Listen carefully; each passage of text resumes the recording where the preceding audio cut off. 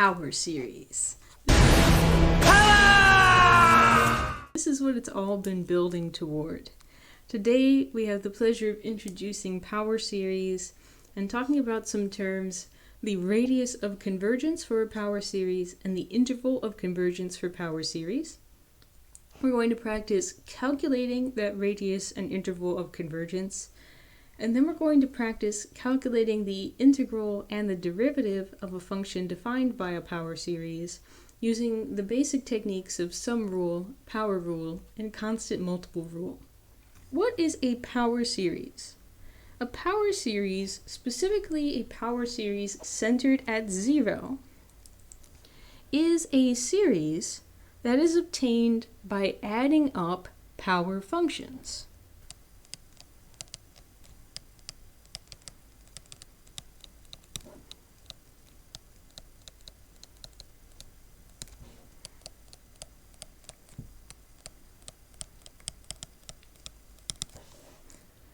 So we have some initial constant value called c sub 0, and then we have some coefficient times x to the first power, some coefficient times x to the second power, some coefficient times x to the third power, and so on and so forth, all the way to infinity. In sigma notation, I would write this as the sum, as n goes from 0 to infinity, of the nth coefficient, c sub n, times the nth power function, x to the n. Now x here stands for an unknown number, the same way that it usually does. Different values of x will give you different series converging to different values. Different values of x yield different series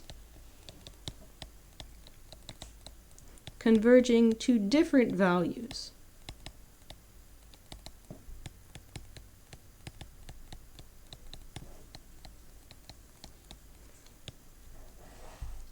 So, a sum of power functions, a power series, is also itself a function. If you plug in different values of x, then different y values, quote unquote, will be returned to you. A power series can be centered at 0, as in the one above, but it may be useful for us in more general terms to from time to time talk about a power series centered at A.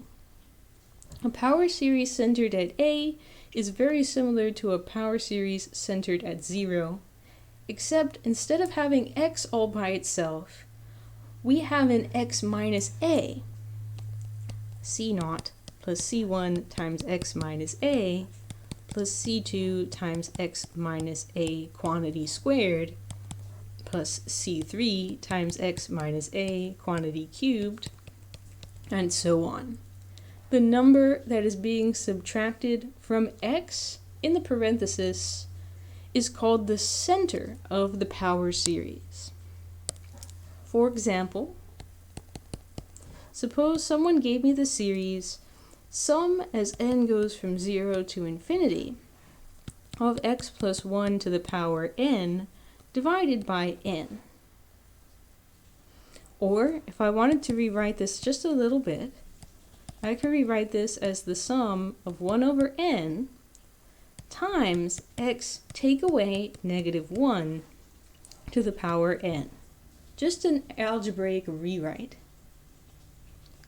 In this formula, the coefficient Cn is given by this number 1 over n. And the a, the center, is this number that's being subtracted from x. It's this number minus 1. Now, just as we discussed a little bit earlier, every power series, centered at 0, centered at whatever, every power series is a function.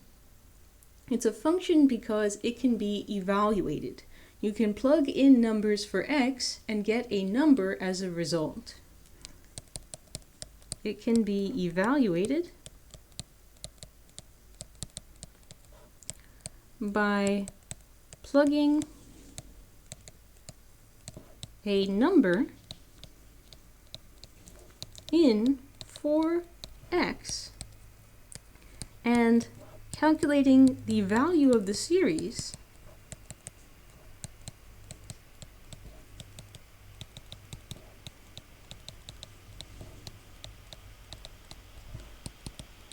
to get the corresponding output. And just like for any function, a power series also has a domain. A power series has a set of x's which can successfully be plugged into the function and yield a corresponding number for the output.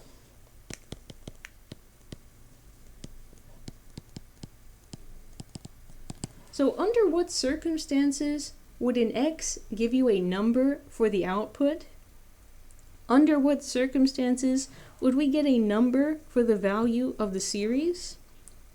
We had a name for when that occurred.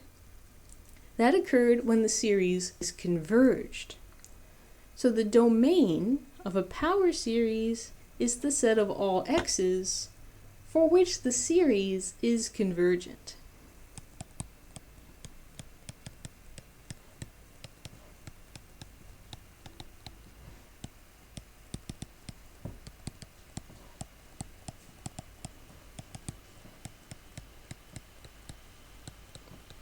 We'll talk in the next few minutes about how we can use the tests that we've developed over the past several days to determine the domain of a power series function.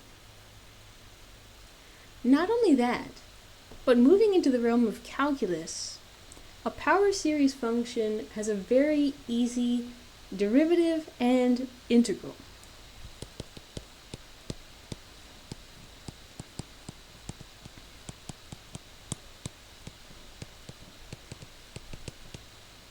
Which can be calculated by using the sum rules, the power rules, and the constant multiple rules to take the derivative of each term in the series one at a time.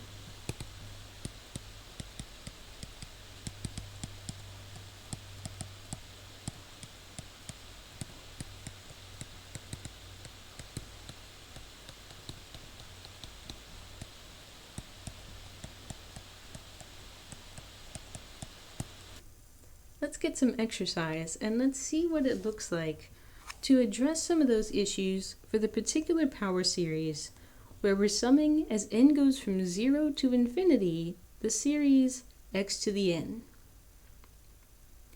Now notice that this is a geometric series.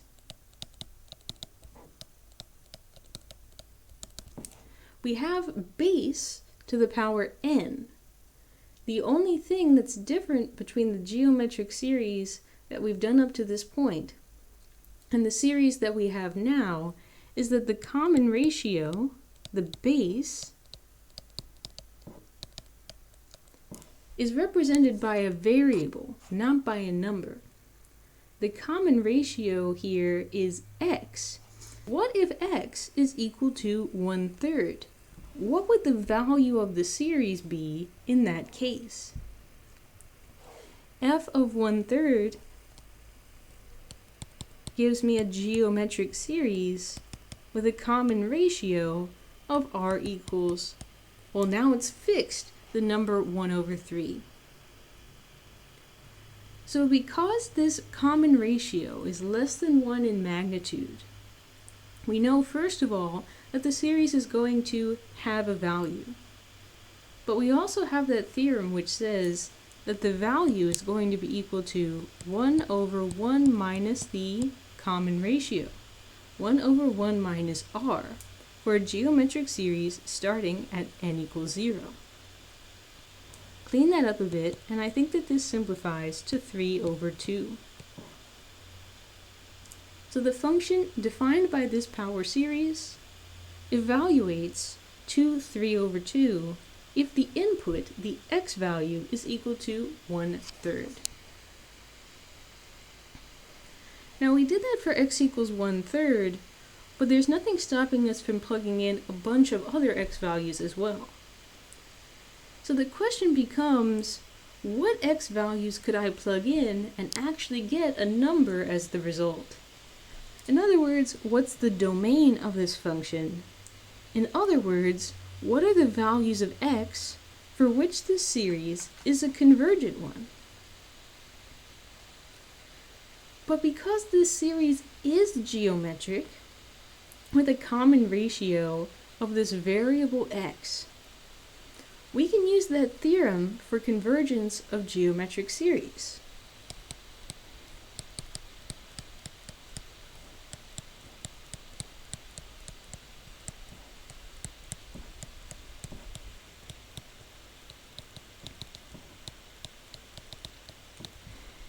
The series converges when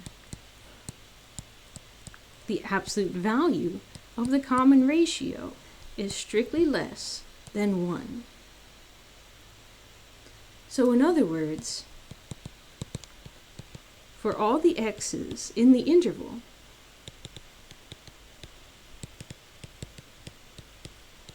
-1 to 1. If you plug in any x value between these two extremes, then the series will converge to a finite number, and that function will have an output value. Finally, let's consider the derivative. What will I get when I take the derivative of the function defined by this power series? Now there are two ways to go about this process. One using sigma notation and one not using sigma notation. Let's start first not using sigma notation.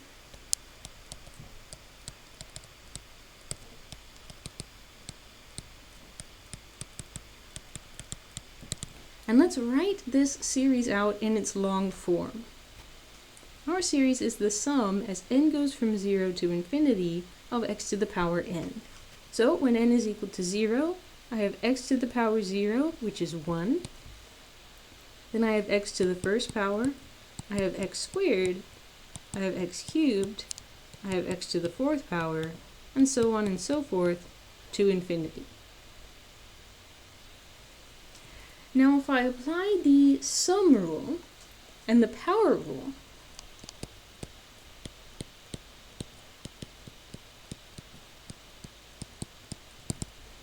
to take the derivative of this function f of x, then I can take the derivative of these terms one by one.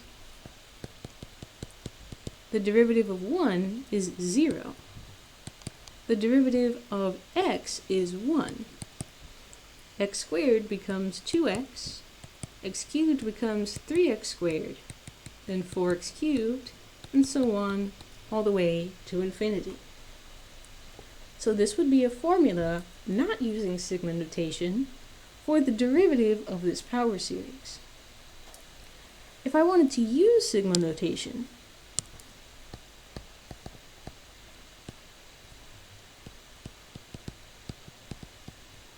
if I wanted to take the derivative of f(x) equals the sum of x to the n, one term at a time, then I would just use the general fact that the derivative of x to the nth power can be found by taking the power, turning it into a constant multiple, and then decreasing the power by 1 unit. So it would be the sum of n times n minus 1 by applying power rule to this expression. Now the interesting thing about domain of power series is that there are some pretty strict limitations on the kinds of domains that can possibly be obtained. The domain of a power series centered at a number a can only have one of 3 different forms.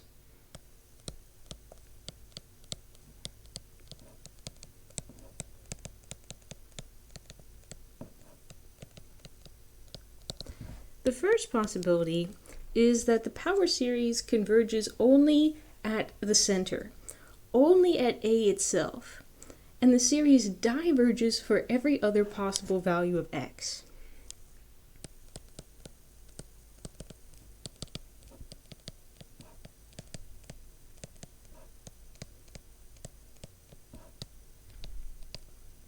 So that's the first possibility, that the domain of the power series consists of the single number, the center, at any other possible x value the series diverges. Possibility number 2 is that the domain is all real numbers.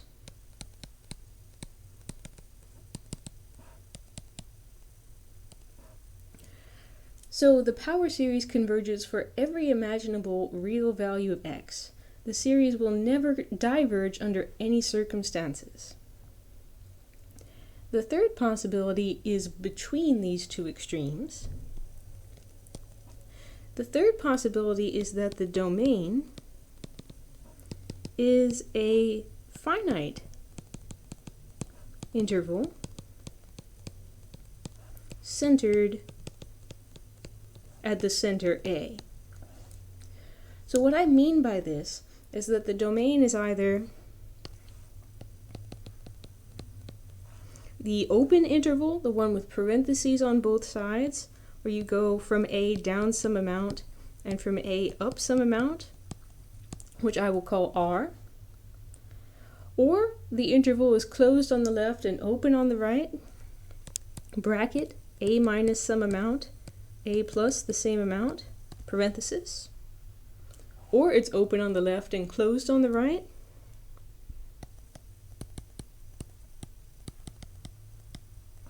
It converges for the value on the right, but diverges for the value on the left. Or maybe it converges for both endpoints.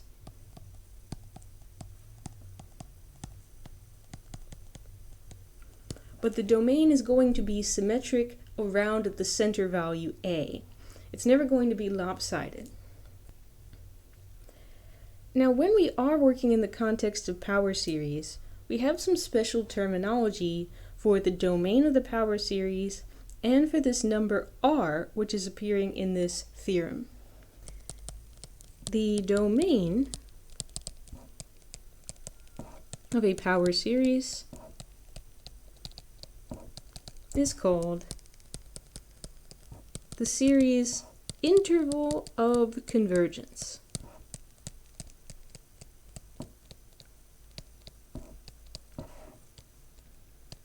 We know from the theorem above that the domain has to be an interval of some sort, either an infinite interval stretching all the way from minus infinity up to positive infinity, all real numbers, or a finite interval which is symmetric around the number A, or an interval of length 0 consisting of just the number A.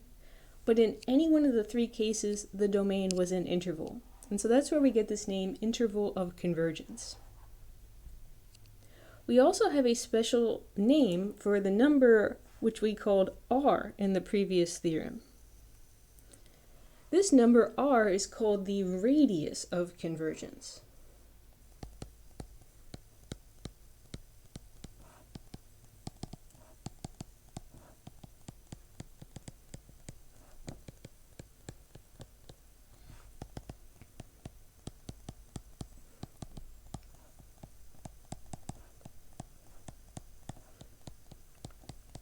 This is meant to evoke the word radius when we used it with regards to things like circles and spheres. The radius is the maximum distance between the x values and the center A. The max distance between the allowed values of x and the center A.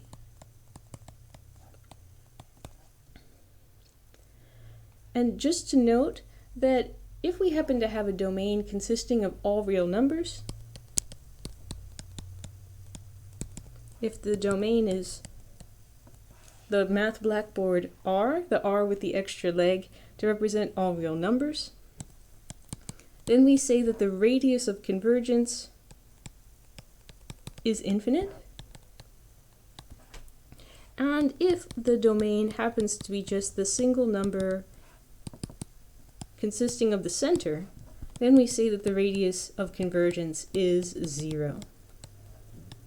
Let's get some practice with these definitions.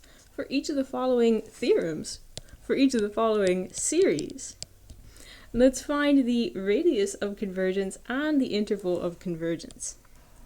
And first up, we have the series consisting of x to the power n. Now this is geometric with a common ratio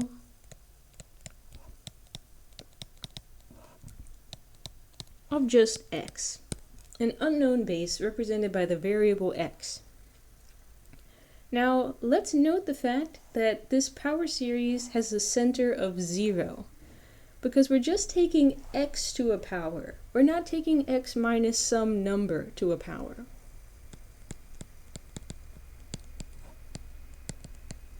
Now we have this theorem which says that the series converges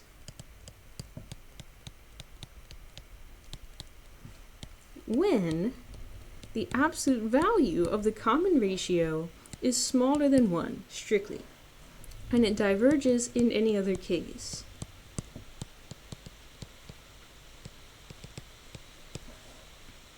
Now if I take this absolute value inequality, when we say that the absolute value of x has to be strictly less than 1, that's equivalent to saying that x has to be in the interval from -1 to 1, not including either of the endpoints. Which means that the interval of convergence, the interval of x values for which this series converges, is the interval -1 to 1, open on both ends.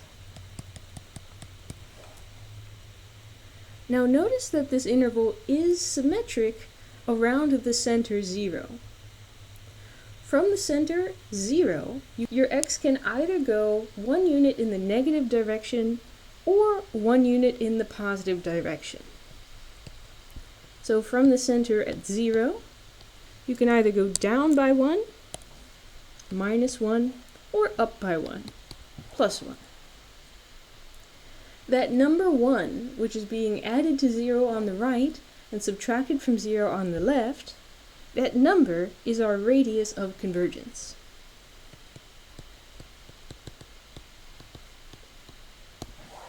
Let's try the same thing, but now we've modified the series slightly, so it's no longer geometric. This time we don't just have x to the power n, we have x to the power n divided by n. So this series no longer fits into the format of either a p-series or a geometric series or any one of those. So to determine when the series converges/diverges, we're going to have to use a different test. Can you think of a test of the 10 that we listed in the previous day that might be appropriate given that we have an exponent of n in this series? I think that this is a great opportunity to use the root test.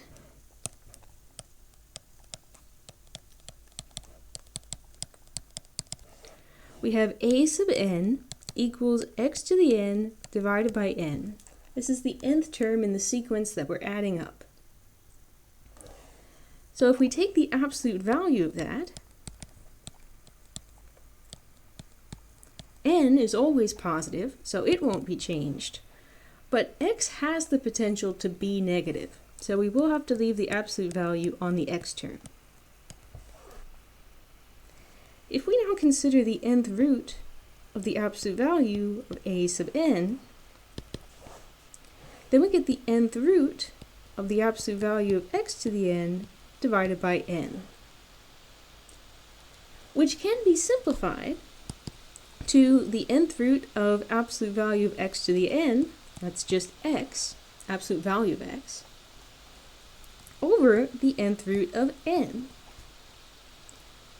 Now remember from last time that the nth root of n approaches 1 as n goes to infinity.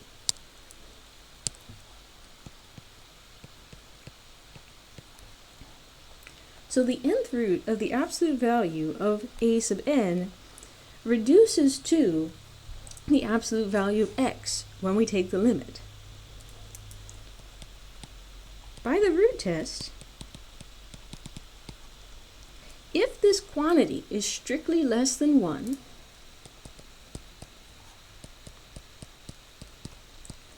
the series will definitely converge. If this limit is strictly larger than 1, the series will definitely diverge.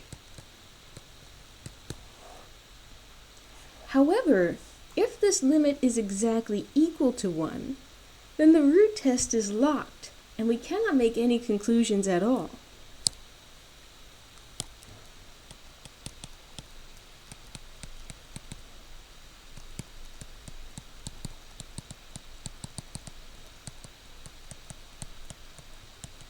Which means that in order to determine whether or not the series converges in this case, we're going to have to switch to using a different test.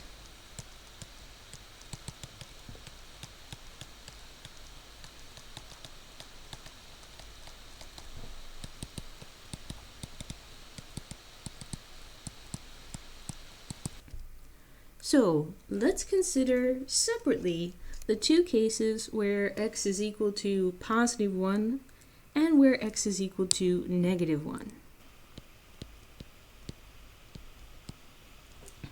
If x is equal to positive 1, then we have 1 to the n over n, but 1 to the power n is always equal to 1. So this is the old harmonic series, which we already know diverges by the p-series test.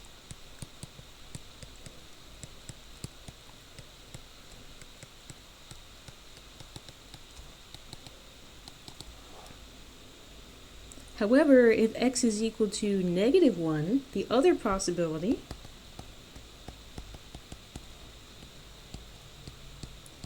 then we have the sum of negative 1 to the n over n. We've dealt with this series several times now. This is the alternating harmonic series, and this guy converges by the alternating series test.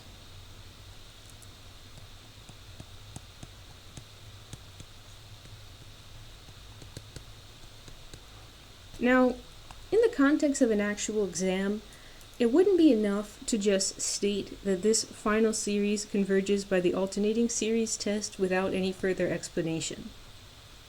But because we have already done that argument in previous videos, I am going to leave it at that, and I'm just going to add a note to say see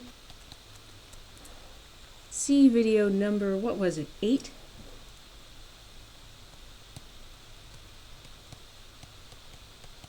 For details. To summarize everything that we have done in this problem, what is the complete interval of x's for which this series converges? Well, we found that the series definitely converges for all of the x's strictly less than 1 in magnitude. We also found that if x was equal to 1 exactly, then the series had to diverge in that case. So we have to exclude x equals 1 from the interval of convergence. But we found that if x was equal to negative 1 exactly, then the series did converge, and so that endpoint has to be included in the interval of convergence using a square bracket. Now notice that negative 1 and 1 are both exactly 1 unit from the center at x equals 0. So the radius of convergence is once again equal to 1. The two endpoints of this interval are each 1 unit away from the center at a equals 0. For the next example, we have the sum from whatever starting point to infinity of n times x minus 1 to the power n. Now notice, if If we rewrite this series a little bit, we can think of this as x minus -1 to the power n. So since -1 is being subtracted from n in these parentheses, -1 is the center. So having acknowledged that the center is at a equals -1, let's proceed to find the interval of convergence and the radius of convergence. Now once again, we do have an exponent of n in this problem, so using root test might be advantageous.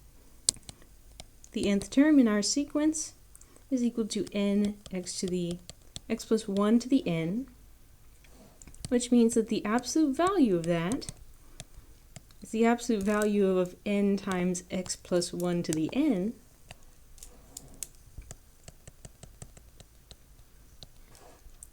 n is always positive, but x plus 1 might be negative. So this simplifies to n with no absolute value times x plus 1, absolute value to the power n. And if I take the nth root of that, then we get the nth root of n x plus 1 to the power n, absolute value,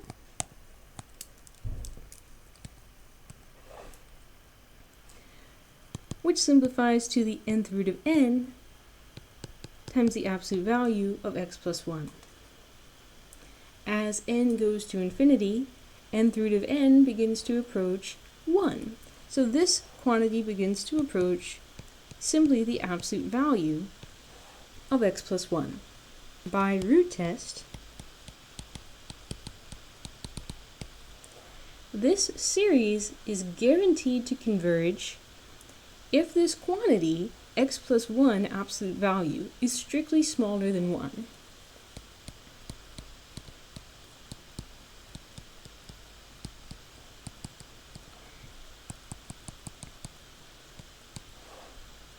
So let's think about what values of x that would actually be. In magnitude, x plus 1 is less than 1, which means that in value, x plus 1 has to be between -1 at the smallest and +1 at the largest. If I solve this for x by subtracting 1 from all three portions of the inequality, this is telling me that x itself would be between -2 and 0, and that will guarantee convergence. Root test also implies that the series is guaranteed to diverge if this quantity is strictly larger than 1 in absolute value.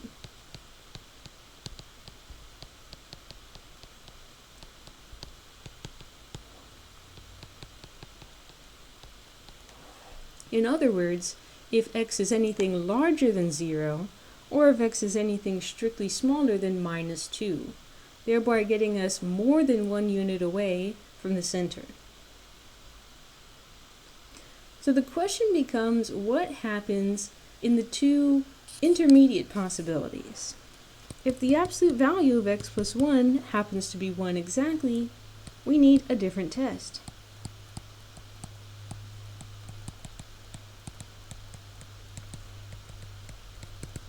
So let's consider the two possibilities.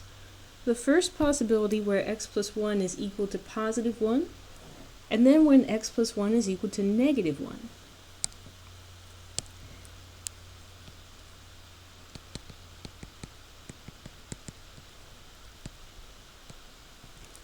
So if x plus 1 is equal to +1, and we consider that situation, then our series will become 1 to the power n, n times 1 to the power n, which is equal to, after simplification, simply the sum of n. Now if we look at the limit of the terms in that sequence, the limit as n goes to infinity of n is positive infinity, which is not equal to 0.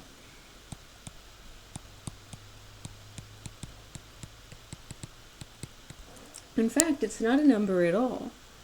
And because that limit does not exist, The divergence test tells us that this series must diverge.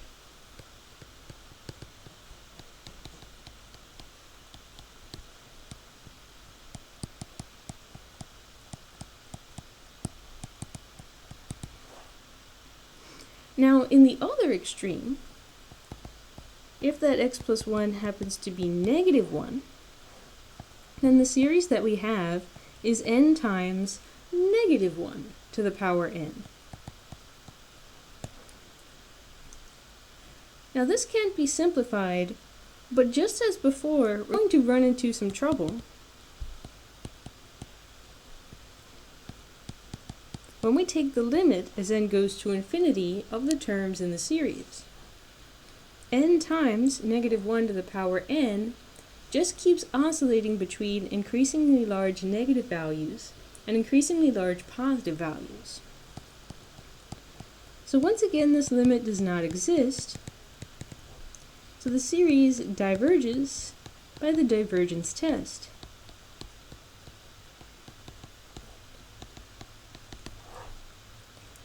So in conclusion, in sum, the interval of convergence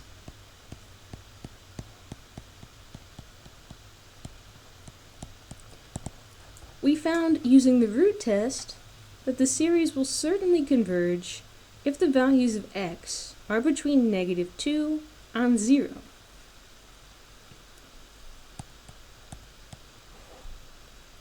When we checked the endpoints individually, we found that if we were in the positive case, where x plus 1 is equal to 1, so x is equal to 0, then the series diverged in that case, so x equals 0 must be excluded from the interval of convergence. When x plus 1 was equal to minus 1, so that we were on the left endpoint, x equals negative 2, the series diverged in that case as well. So this also has to be excluded from the interval of convergence. So the interval is the open interval from minus 2 to 0. And what then is the radius? Well, we noticed at the beginning of this problem that the center of this series was located at a equals negative 1. The endpoints of our interval are 1 unit away from the center, either 1 unit in the positive direction or 1 unit in the negative direction. So that number 1 that's being added to / subtracted from the center is the radius of convergence. Here's our final example for today, previewing the kind of stuff that we will be getting into tomorrow. Determine the interval and radius of convergence of the following power series. Then calculate f prime, the derivative of the function defined by this series. Do you notice anything interesting? So let's go ahead, let's answer this question, and let's see if anything interesting strikes us. So the first thing that we're going to do is we're going to try and determine the interval and radius of convergence. Now in x to the n over n factorial, we do have an nth power, which suggests that it might be okay to use root test. But think about trying to simplify the nth root of n factorial. There is a way to do it, but it's a little bit complicated. Instead, I'm going to look at that n factorial, and I'm going to let that inspire me to potentially use the ratio test instead.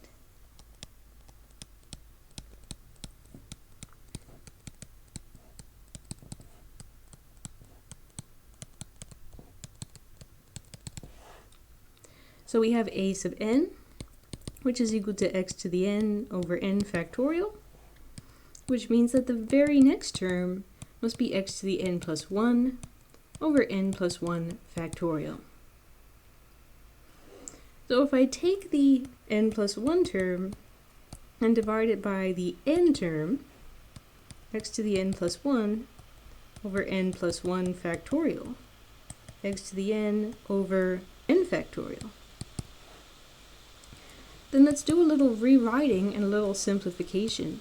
X to the n plus 1 over x to the n. We have n factorial over n plus 1 factorial. And if we simplify that, then we get the spare factor of x in the numerator, just x in the numerator. And when we simplify n factorial over n plus 1 factorial, then the only factor that will be left is the extra n plus 1 in the denominator. Now if we look at the absolute value of that, n plus 1 is always going to be positive. So this is simply equal to the absolute value of x divided by n plus 1.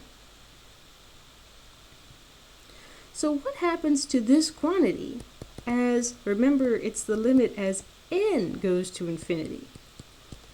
X is an unknown number, but it isn't changing. As n goes to infinity, we're taking this unknown but constant number x, and we're dividing it by increasingly large denominators.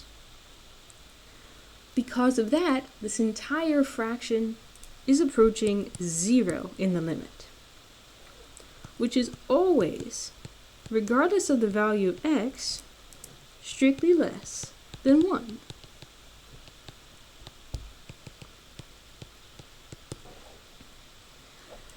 So the value of x does not have any effect on the convergence of this particular series. This series always converges, regardless of what x is doing.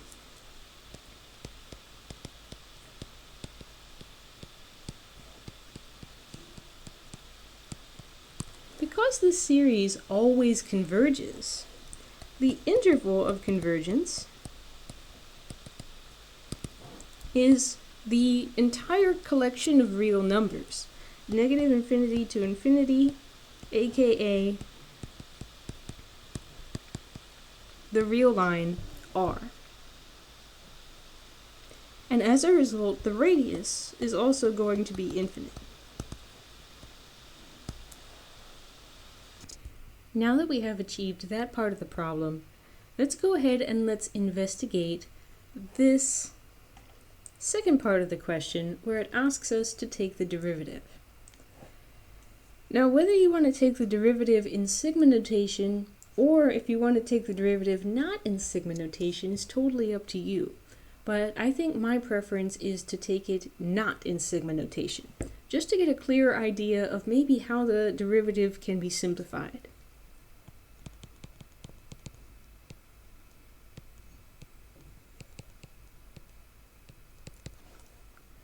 Okay, so let's sum up this function from 0 to infinity, x to the n divided by n factorial. So the first term would be x0 divided by 0 factorial, then x to the first power 1 factorial, x to the second power 2 factorial, and so on. x3, 3 factorial, blah blah blah. So if we rewrite this ever so slightly, x to the power 0 is equal to 1.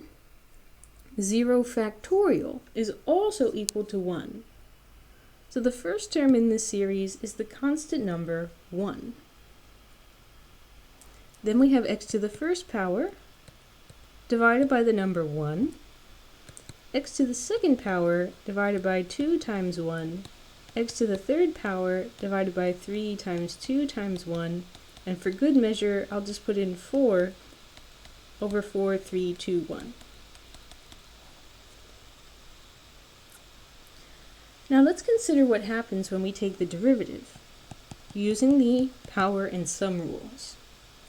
If you take the derivative of 1, that's just going to vanish. It will go to 0 since it's constant. If you take the derivative of x over 1, that's going to be equal to the number 1. If you take the derivative of x squared divided by 2 times 1, you're going to get 2x over 2 times 1. If you take the derivative of x cubed, 3 will come down, the power will decrease. And same thing with x to the fourth power.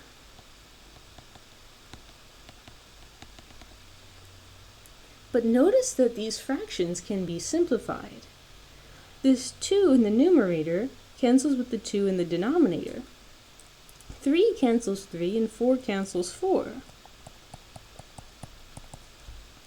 So f prime must be equal to 1 plus x over 1 plus x squared over 2 times 1 plus x cubed over 3 times 2 times 1, and so on.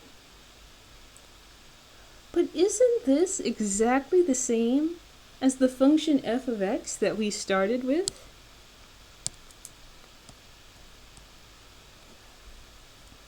What we have observed about this function is that its derivative is equal to itself.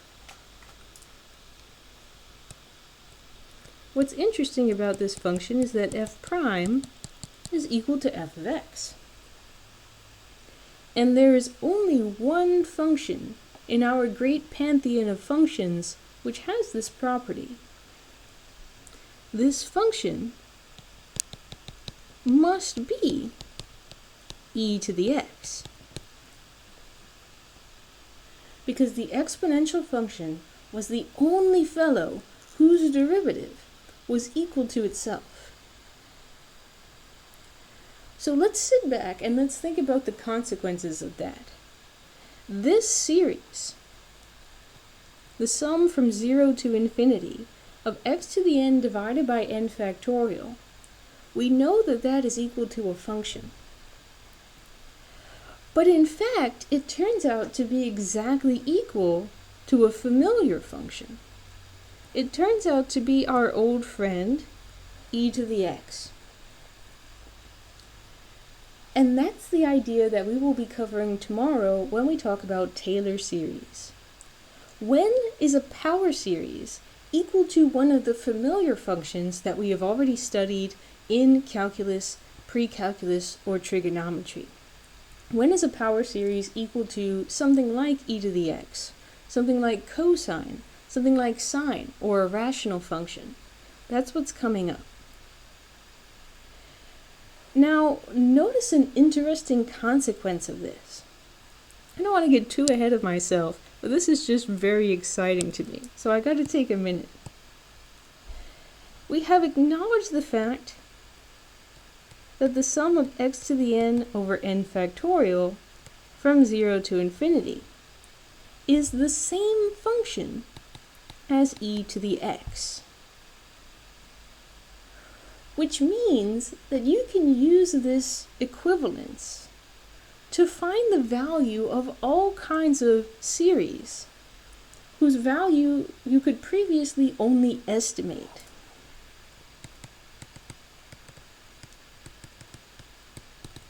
For example, if we wanted to know the value from 0 to infinity of 1 over n factorial,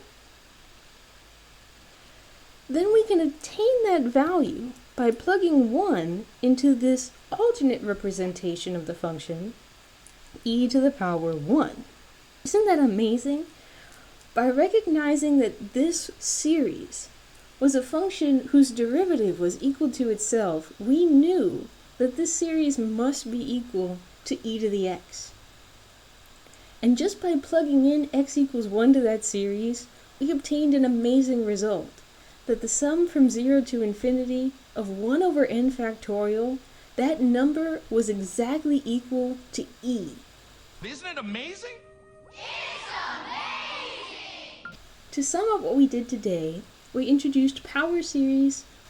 We talked about the domain of a power series, which is also called its interval of convergence, and an associated piece of terminology called the radius of convergence. We practiced taking the derivative of series one term at a time using the sum and power rules, and then we evaluated a series at a point.